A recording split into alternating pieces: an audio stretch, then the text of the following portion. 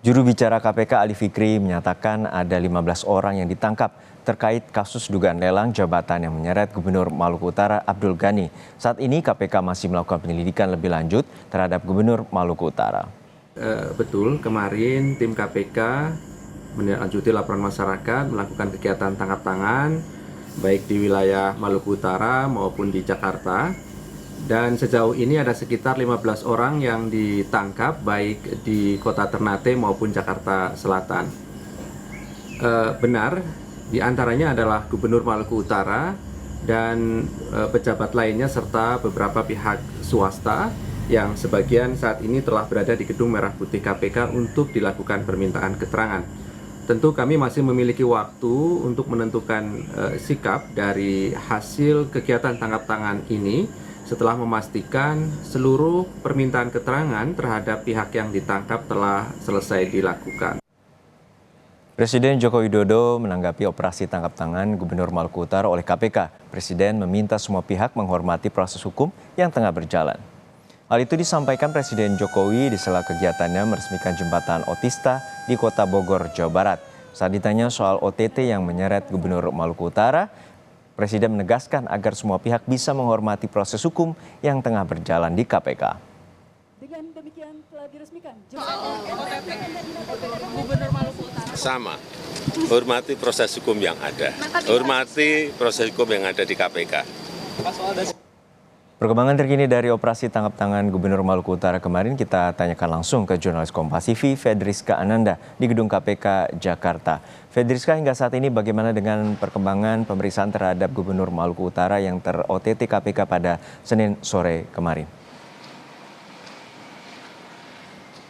Ya, selamat siang Juno. Untuk status dari masing-masing yang dilakukan operasi tangkap tangan kemarin ini belum ditentukan oleh KPK karena hingga saat ini KPK belum melakukan konferensi pers secara resmi. Namun demikian juru bicara KPK sendiri Ali Fikri menyebut memang ada 15 orang begitu ya yang kemudian terciduk begitu ya terkait dengan operasi tangkap tangan, di mana salah seorangnya ini merupakan gubernur dari Maluku Utara. Nah, kalau misalkan kita dapatkan informasi dari ke-15 orang ini, informasinya ini merupakan terdiri dari pihak swasta, pihak pejabat daerah dari Maluku Utara, dan juga termasuk dari gubernur dari Maluku Utara sendiri. Karena memang dugaan kuatnya ini terkait dengan OTT ini adalah terkait dengan lelang jabatan dan juga proyek pengadaan barang dan jasa di Maluku Utara. Inilah yang kemudian disampaikan oleh Ali Fikri kepada kami awak media.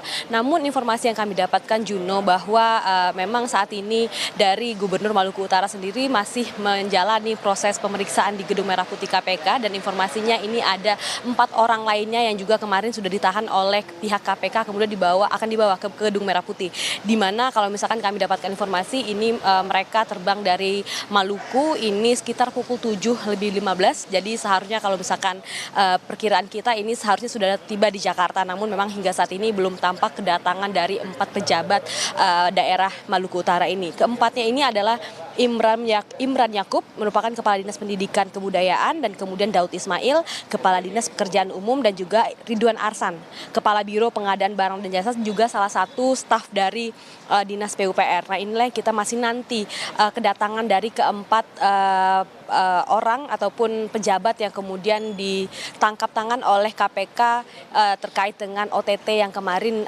harus dihadapi oleh Gubernur Maluku Utara. Juno.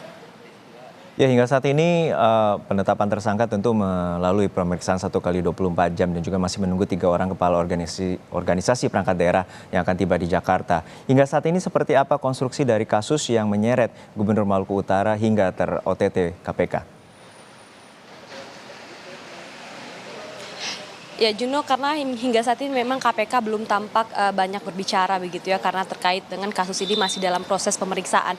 Namun berdasarkan kemarin KPK juga tidak hanya melakukan operasi tangkap tangan, namun juga melakukan penggeledahan tidak hanya di kantor Gubernur Maluku Utara saja, namun di rumah dinas dan juga rumah singgah dari Gubernur Maluku Utara. Tidak hanya itu, KPK juga menggeledah kantor dinas yakni Dinas Pendidikan dan juga Bapeda dan juga kemudian PUPR. Nah, dari inilah kemudian KPK juga akan merangkai begitu terkait dengan konstruksi kronologi perkara ini. Namun yang sampai saat ini disampaikan oleh juru bicara KPK ini adalah kuat dugaannya ini adalah terkait dengan lelang jabatan dan juga pengadaan barang dan jasa di lingkungan pemerintahan daerah Maluku Utara. Namun masing-masing dari ke-15 orang ini apa saja perannya ini belum disampaikan oleh KPK. Hingga saat ini kami juga masih menanti konferensi pers dari KPK seperti apa, karena memang mengingat bahwa wewenang KPK untuk menahan ke-15 orang tersangka ini hanya 1 kali 24 jam. Jadi artinya kalau misalkan kemarin ditangkap pada sore hari, tentu harapan kita ini KPK akan segera mengupdate bagaimana konstruksi kasus ini pada sore hari nanti, Juno.